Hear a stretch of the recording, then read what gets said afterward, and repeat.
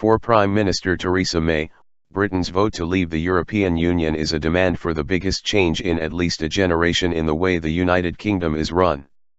This week May cast the Brexit vote as a quiet revolution that exposes the failings of modern Britain in a way that can no longer be ignored by a leader who looks to Margaret Thatcher, Winston Churchill, and Clement Attlee for inspiration.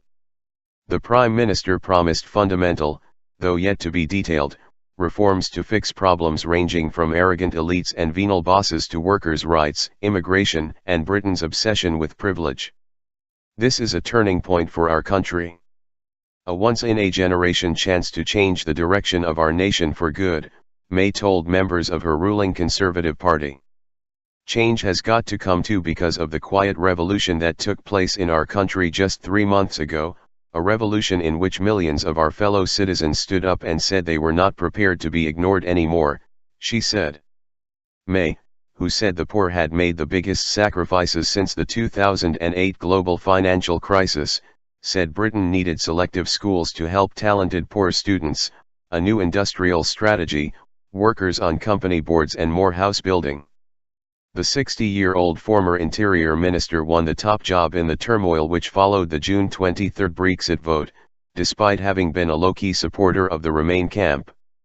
May is an unlikely radical, but her words indicate she plans some of the biggest changes to British society since Thatcher's 1979–1990 premiership, even as she embarks on one of the most complex negotiations in recent European history, Britain's EU exit.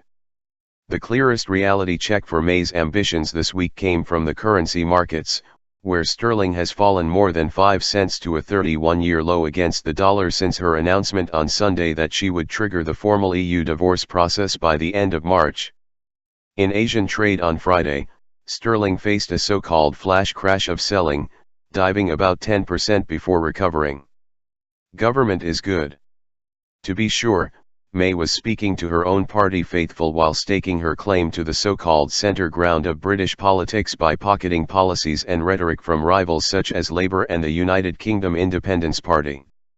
May, a vicar's daughter, was also seeking to unite a country whose divisions were laid bare by the referendum, in which England and Wales voted to leave the EU while Scotland and Northern Ireland backed Remain.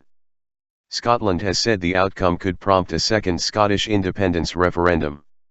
In her speech, as is customary for a Conservative leader, May praised free markets, free trade, and the father of modern conservatism, 18th-century British politician Edmund Burke.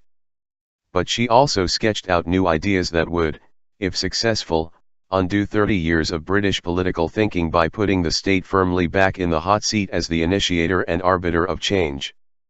Government can and should be a force for good, she said, using language more associated with the opposition Labour Party. We should employ the power of government for the good of the people. The state exists to provide what individual people, communities, and markets cannot, May said, invoking Attlee's post-war reforming Labour administration and adding that she would use social reform to build a society based on fairness. That is a sharply different vision of Britain to that set out by almost all of her predecessors since Thatcher, who once declared there is no such thing as society. May even had some advice for Mark Carney, the Governor of the Bank of England, on the pain of low interest rates and quantitative easing. The Sun newspaper said in an editorial that May's aim was to reboot Britain and praised her for huge ambition but cautioned that she should not build a more expensive state. Related coverage. Handful of wealthy donors dominated Brexit campaign funding, report. Hard Brexit. But many in Britain will be skeptical about May's ability, especially given her small parliamentary majority, to deliver on her promises, and Labour lawmaker John Mann said she lacked a mandate to do so, having yet to win an election as Prime Minister. She is overstating her position by claiming Brexit gives her a mandate for all this change, he said. She does not have a mandate, she is chronically lacking one. May's rhetoric spooked investors who have started to bet that Britain is facing a hard Brexit, meaning it will give up trying to remain in the EU single market in order to impose controls on immigration from the other 27 EU member states. May dismissed talk of a hard Brexit, but in private meetings some ministers in her government have indicated at least one significant break with the approach of her predecessor David Cameron, its view of the city, London's financial powerhouse. While May said that financial services were one of many strategic sectors, two financiers who declined to be identified said it had been made clear to them by a government minister that their concerns over being able to sell into EU markets after Brexit were overblown. "I don't know how they are going to extract us from the European Union and to remake society as well," said one financier who attended one of the meetings. "Welcome to hard Brexit, and you know what, I am scared this is going to cost a hell of a lot."